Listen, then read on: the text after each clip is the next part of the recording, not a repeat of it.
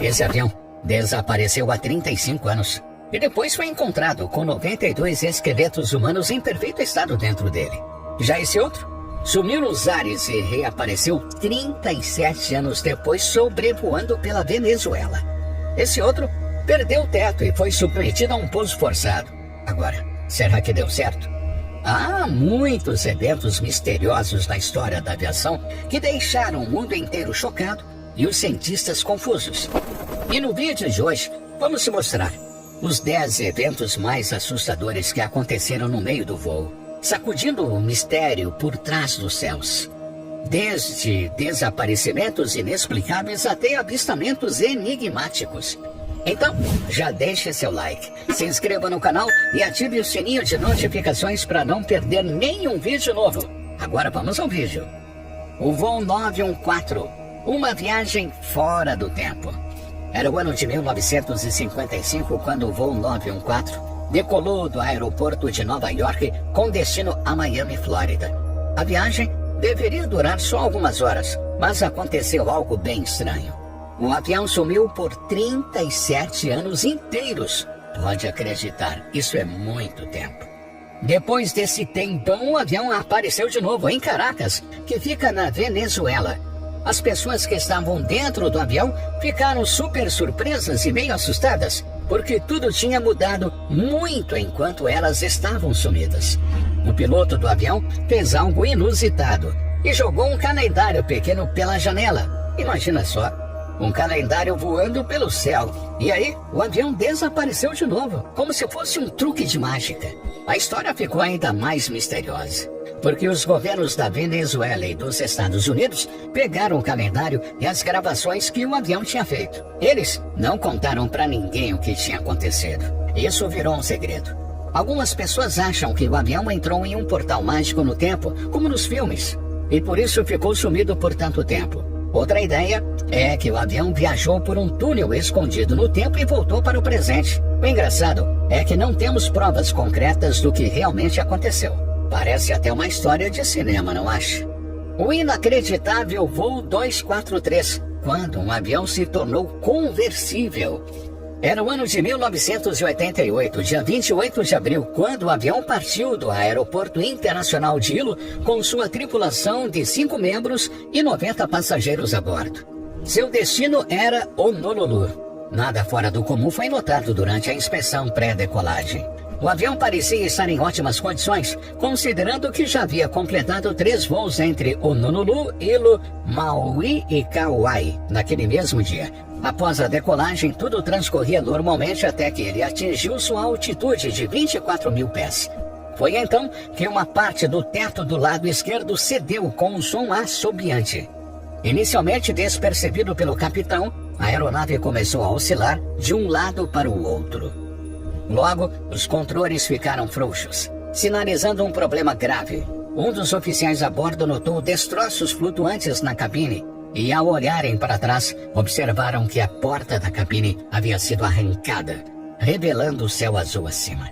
Em seguida, uma grande parte do teto foi arrancada. Nesse momento, a comissária de bordo, Clara Belli Lensen, de 58 anos, foi arrastada para fora da aeronave, próxima à quinta fileira de assentos. Infelizmente, seu corpo nunca foi recuperado. Apesar de a maioria dos passageiros estar com cintos de segurança afivelados, 8 pessoas sofreram ferimentos graves. O piloto que estava no comando no instante do incidente perdeu o controle da aeronave. Foi então que o capitão Sean Steimer assumiu os controles e realizou uma descida de emergência. A tripulação declarou situação de emergência e desviou o voo para o aeroporto de Kowloon, onde realizaram um pouso forçado.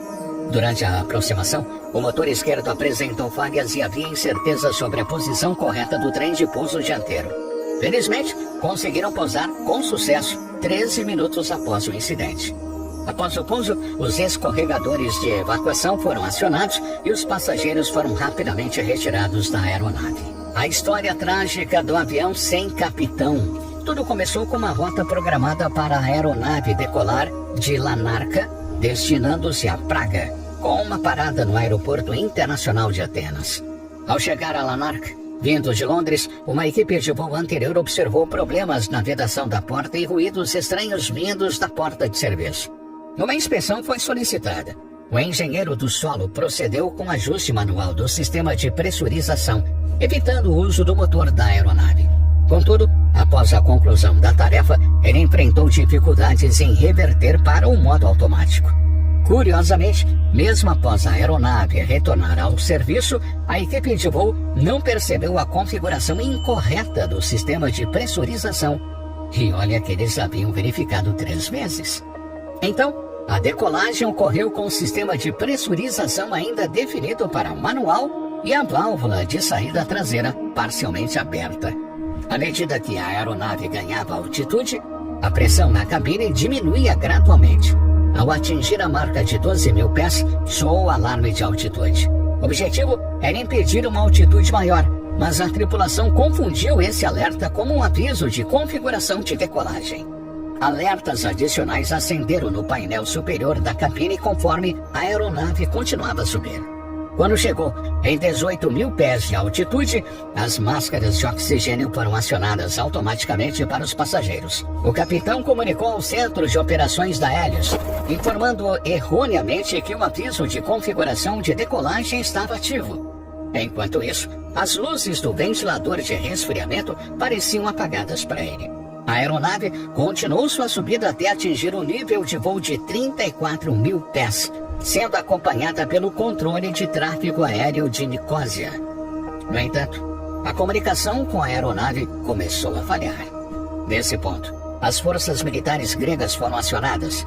Os militares avistaram a aeronave, notando que o primeiro oficial estava desmaiado nos controles e o assento do capitão vazio. O comissário de bordo Andreas Prodromo e sua namorada, também comissária de bordo, entraram na cabine na tentativa de reverter a situação. Apesar de terem alguma habilidade para pilotar, Prodromo não possuía licença para o Boeing 737. Mesmo assim, ele tomou uma medida corajosa para tentar garantir a segurança. Enfrentando o incêndio no motor esquerdo devido à falta de combustível, a aeronave desviou-se de sua rota original. O avião perdeu altitude e, após um período de tensão, os motores falharam. 10 minutos após o apagão do motor esquerdo, o motor direito também pegou fogo. O resultado final foi a queda da aeronave nas colinas próximas a Gramático, a 40 quilômetros de Atenas. Infelizmente, todas as 121 pessoas a bordo, passageiros e tripulantes, se foram. E a história do avião Hélios 522 permanece como um sombrio mistério, revelando os perigos imprevistos que podem surgir quando uma série de circunstâncias se alinham de forma trágica. A aterrissagem milagrosa do voo 367, a única sobrevivente. Aqui entra em cena o voo JAT 367, que partiu de Estocolmo com destino a Belgrado, fazendo escalas em Copenhague e Zagreb.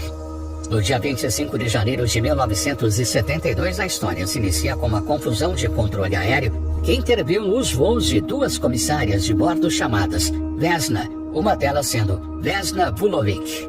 Ela embarcou no voo 367 e, mesmo que não soubesse, estava prestes a enfrentar um destino inimaginável. O voo decolou de Estocolmo às 13h30 do dia 26 de janeiro, com uma escala bem sucedida em Copenhague às 14h30. Vesna Vulovic, animada por sua primeira viagem à Dinamarca, testemunhou um homem furioso desembarcando do avião em Copenhague. Às 15h15, o voo retornou ao céu com todas as aparências de normalidade, mas, de repente, foi atingido por uma explosão devastadora no compartimento de bagagem cerca de 45 minutos depois.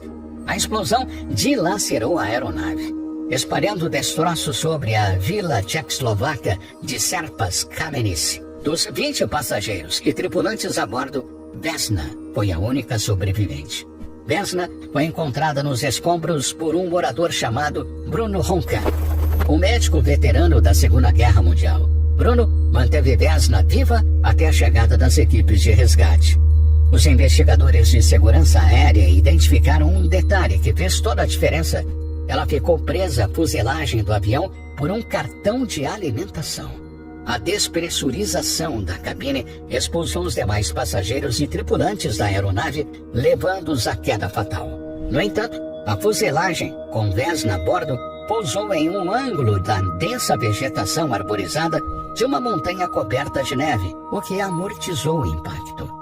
A pressão arterial naturalmente baixa de Vesna desempenhou um papel crucial em sua sobrevivência. O rápido desmaio após a despressurização evitou que seu coração cedesse ao impacto. Após a aterrissagem, Vesna Vulovic enfrentou uma árdua jornada de recuperação. Ela passou dias em coma, com fraturas no crânio, hemorragia cerebral, 2 pernas quebradas, 3 vértebras quebradas e várias outras lesões graves. Ficou paralisada e sofreu de amnésia total.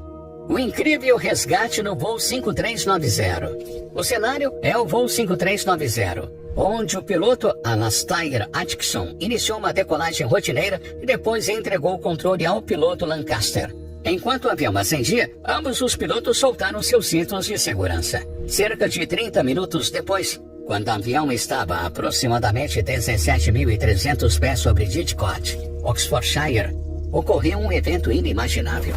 A tripulação da cabine estava prestes a iniciar o serviço de refeição quando um estrondo ensurdecedor ecoou. Em um piscar de olhos, a cabine se encheu de condensação, enquanto o painel esquerdo do para-brisa no lado de Lancaster da cabine de comando se separou da fuselagem dianteira. Imediatamente, a força da descompressão impeliu Lancaster para fora de seu assento, com seus joelhos ficando presos nos controles de voo.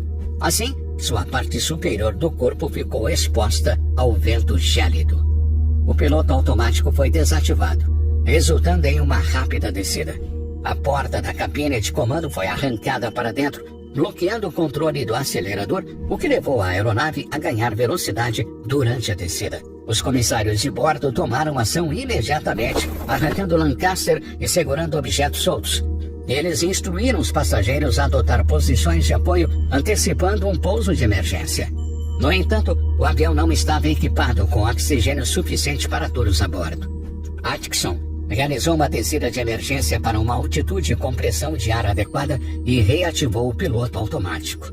Um pedido de socorro foi transmitido, mas o ruído do vento dificultou a audição das respostas do controle de tráfego aéreo, atrasando ligeiramente os procedimentos de emergência. Finalmente, Atkinson ouviu a autorização para um pouso de emergência no aeroporto de Southampton. No momento do pouso, a equipe percebeu que Lancaster, apesar de congelado, machucado e com fraturas, havia sobrevivido. O mistério do voo desaparecido. Em 30 de janeiro de 1979, um Boeing 707-323C, operado pela Varig, desapareceu durante sua rota do Aeroporto Internacional de Narita para o Aeroporto Internacional de Los Angeles. Esse voo nunca alcançou seu destino final. Esse avião de carga decolou do Aeroporto Internacional de Narita às 20h23 e foi visto pela última vez às 20h45. Esperava-se que a tripulação fizesse contato via rádio às 9h23, porém, infelizmente, isso nunca aconteceu. O contato via rádio foi perdido a cerca de 200 quilômetros de Tóquio. O que torna esse desaparecimento ainda mais misterioso é que a carga a bordo incluía 53 pinturas valiosas de Manabumabi, retornando de uma exposição em Tóquio. Essas pinturas foram avaliadas em $1,2 milhão e a aeronave estava transportando-as como carga. No entanto, nem os destroços do avião, nem as pinturas foram encontrados, gerando diversas teorias sobre o que poderia ter acontecido. Uma das teorias sugere que a tripulação de 6 membros do voo poderia ter conspirado para roubar as valiosas pinturas. Outra teoria especula que um defeito grave pode ter causado a destruição completa da aeronave, deixando nenhuma evidência para trás. Qual sua opinião sobre esse voo? Deixe aqui nos comentários. O desaparecimento de uma lenda da aviação. Amelia Earhart. Ela se tornou uma pioneira na história da aviação e uma defensora dos direitos das mulheres. Em 1928, Amelia se tornou a primeira mulher a cruzar o Atlântico em uma aeronave, apenas um ano após Charles Lindbergh ter realizado um voo solo transatlântico. Naquele voo, Amelia era uma passageira sem treinamento, pilotada por Wilmer Stutz. 4 anos depois, Amelia se tornou a primeira mulher a realizar um voo solo transatlântico. Essa conquista lhe rendeu reconhecimento nos Estados Unidos. Contudo, Amelia não parou por aí. Ela continuou a quebrar recordes. incluindo o primeiro voo solo bem-sucedido de Honolulu para Oakland, Califórnia. Apesar de suas conquistas, Amélia tinha um sonho: realizar uma circunnavegação ao redor do globo, passando o mais próximo possível da linha do Equador. Ela escolheu o capitão R. Manning como copiloto e navegador, bem como Fred Noonan, um experiente capitão de navio, para acompanhá-la. Em 20 de maio de 1937, Amélia e Noonan partiram de Oakland, Califórnia, em uma aeronave construída especialmente para ela, chamada de Laboratório Voador. Eles anunciaram oficialmente o plano de circunnavegação, que cobriria cerca de 29 mil milhas ao redor do globo. Durante a jornada, eles fariam diversas paradas, incluindo destinos como Porto Rico, Suriname, Brasil, Senegal e Índia. A viagem ocorreu conforme planejado, até que Amélia e Noonan partiram da ilha de Nova Guiné em direção à ilha Howland. Em 2 de julho de 1937, eles deixaram a ilha de Nova Guiné para realizar a etapa mais desafiadora da jornada: voar por mais de 2.000 milhas sobre o oceano aberto em direção à pequena ilha Howland. O navio chamado SCGC Estaca estava posicionado na ilha Howland para auxiliar na navegação. Porém, em algum momento durante as 20 horas de voo, Amélia e Noonan desapareceram. O último relatório de posição conhecido situava perto das ilhas Nucumano, um atol de Papua Nova Guiné. As últimas mensagens de rádio recebidas indicavam que estavam se aproximando da ilha Howland, mas não conseguiram avistá-la. Após a última mensagem, a aeronave e sua tripulação nunca mais foram encontradas. Desaparecimento e reaparecimento sobrenatural. Em 4 de setembro de 1955, o voo 513 da Santiago Airlines decolou de Augsburg, Alemanha Ocidental, com destino a Porto Alegre, Brasil. O avião, de alguma forma, desapareceu misteriosamente no meio do voo sobre o Oceano Atlântico. Na época, acreditava-se que tinha caído, e vários esforços de busca foram apreendidos ao longo dos anos para localizar qualquer vestígio do avião ou dos passageiros. No entanto, nada foi encontrado. E após anos de buscas, o desaparecimento foi considerado um mistério sem solução. Entretanto, o inexplicável aconteceu 3 décadas e meia depois.